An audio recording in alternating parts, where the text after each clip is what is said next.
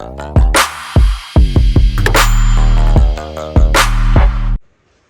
everyone, blessed morning po sa inyo lahat. So, ayan po yung mga kawayan dito sa tabi po ng farm natin.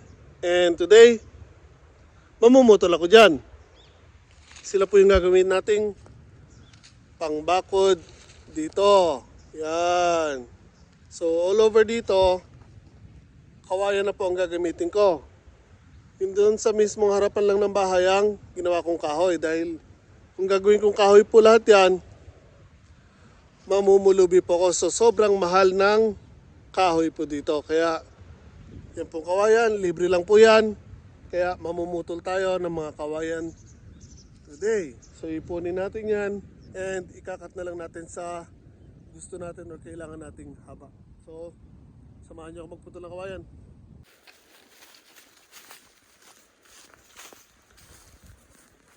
So maganda na po yan, magulang na. So, hindi tayo basta magpuputol ng kawayan.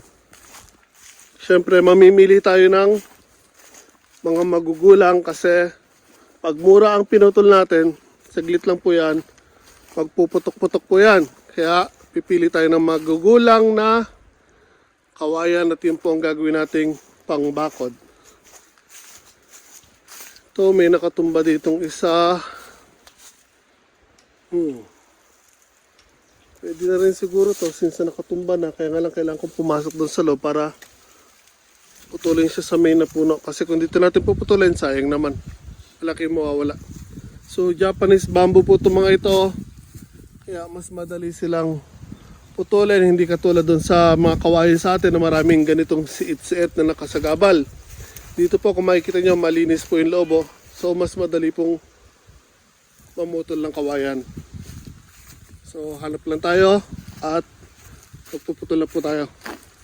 So ang dami po niya, no? So gawa tayo dito ng isang daanan para makapamutol tayo ng maayos.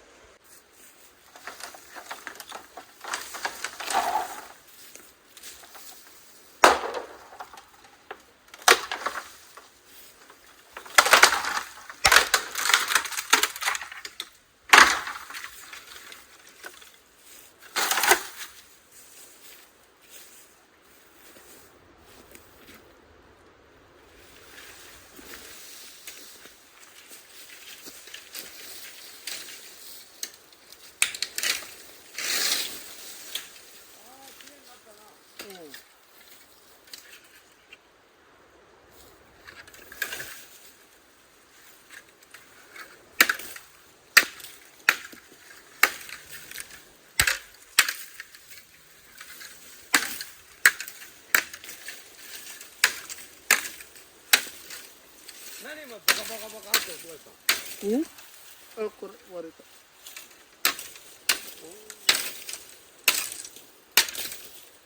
何その竹持ってこうここれ使わなかんめいれジャムから出すんでささっきに道作れないと大変です。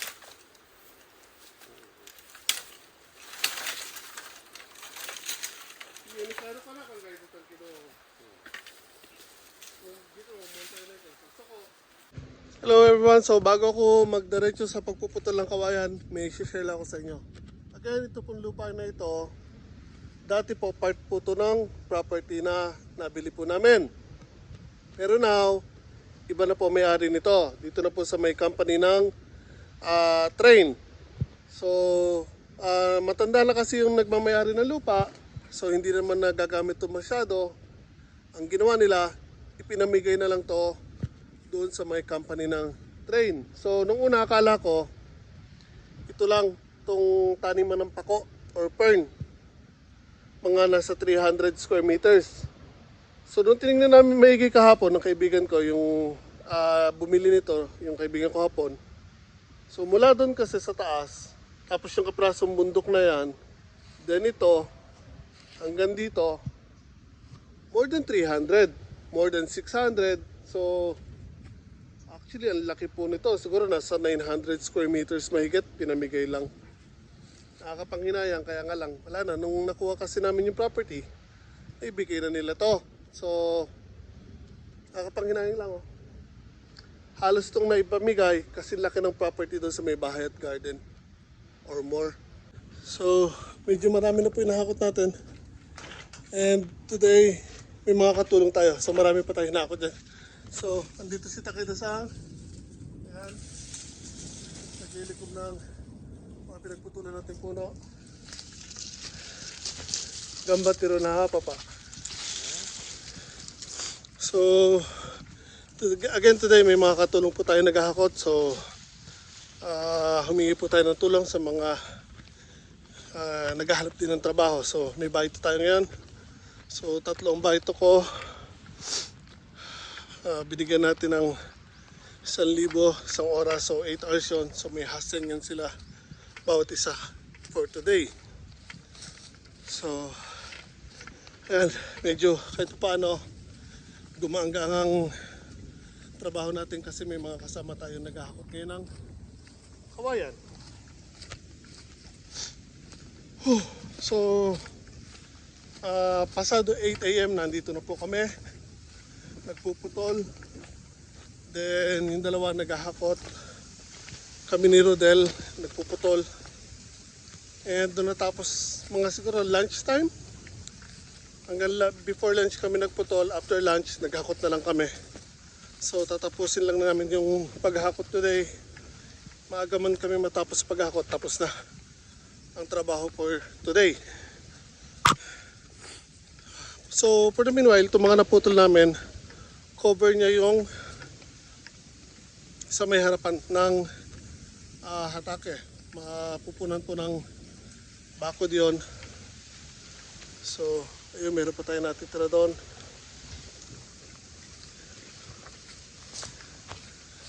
Yung sa gilid tsaka doon sa likod ng hatake, to follow na lang yun. So for the meanwhile, yung harapan, meron na tayo mga naputol at hinahakot na lang sa ngayon. So ayan si Saddam, isa sa katulong natin. So ayan po yung mga pinagputulan namin. Again, yung pagpuputol ko po ng kawayan, hindi sa isang lugar lang. Ginagawa ko, kung saan makakapal or magkakadikit ang puno ng kawayan, doon ako pumuputol, binabawasan ko. Para kahit pa paano, hindi sila magkaroon ng isang parang kalbo na lugar. So yan, mas maayos sila tingnan ngayon. Tapos sa susunod, kung sinang puputol doon, mas maayos makakapasok. So again, kahapon doon po tayo nagputol doon sa kabila. Today dito naman tayo nagputol kasi sa napansin ko mas magugulang inahan dito kasi nakakatagos yung araw, unlike doon ang daming tumba, so ang daming nabulok na mga kawayan. So ito na lang yung pinutulan namin for today. So again, nakasama ko si Rodel. Del, shout out sa dyan, kaway-kaway. Sino gusto mo kamustahin sa Pilipinas? Lalabas to sa YouTube. Oh, kumusta yung mga sa Pilipinas, yung mga pinsan ko dyan? Sa Anong lugar? Barangay San Miguel, Bulacan. Apelido. Mga Manalos family and Balyari and Santa Maria family. Happy New Year po sa Happy inyo lahat New dyan. Year. So ayan, maghakot muna ulit kami. So again, Happy New Year everyone. Okay yan guys, maghakot po tayo. Again, ayun yung riles. Bago tumawid, makinig muna, pagramdaman kung may padating na train o wala. Kasi wala pong early warning device dito. Wala kasing tawiran dito. Kaya ingat lang tayo sa pagtawid. Sakit. Pagod. Again yun na, yung kawayanan nasa may baba ng property natin. Kaya medyo nakakapagod pag-ahon.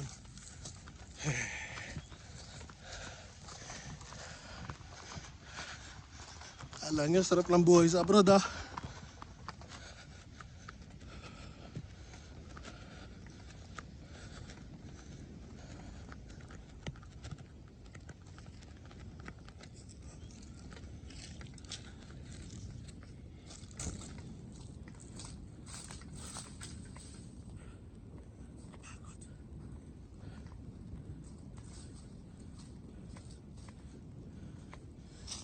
lang ito.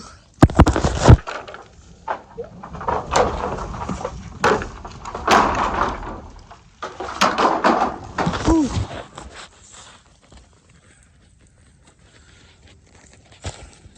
So balik ulit tayo doon sa baba.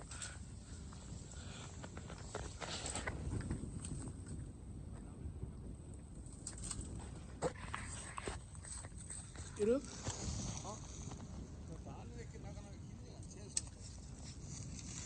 Okay, di sok ma dito kada may papa. Ato di jubon de kero kara.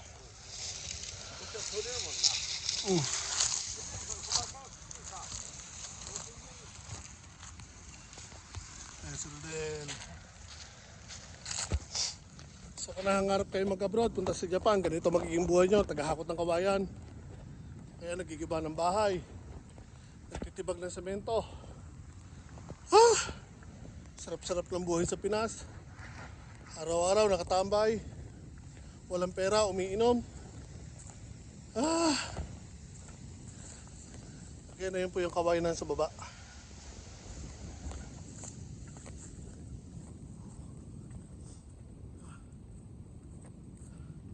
Pero yung hangin malamig.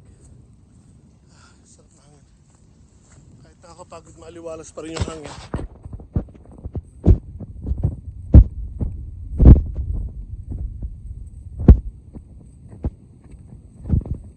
Okay, again. Naramdaman. Wala. Wait.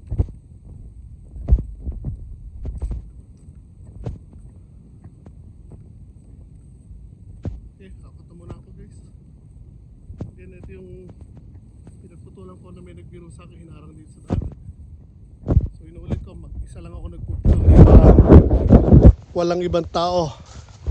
Pero yung pinagputulan ko ng kawayan mula dun sa dulo, nakarating dun sa may harapan, hinarang pa sa daan. Nakalimutan ko magtabi-tabi po kasi. Tabi-tabi po.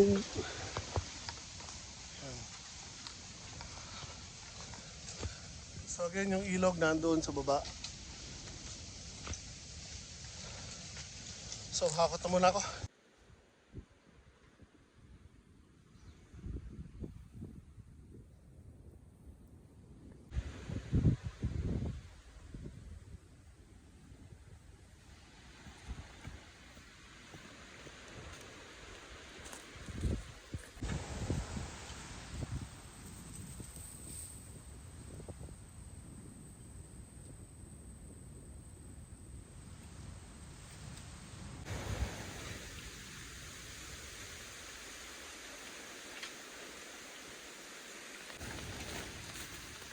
Di ba mabigat yan, Toy? Di ba mabigat?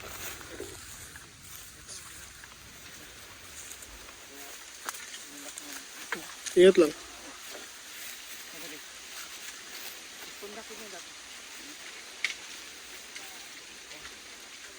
So, umuyo, sir.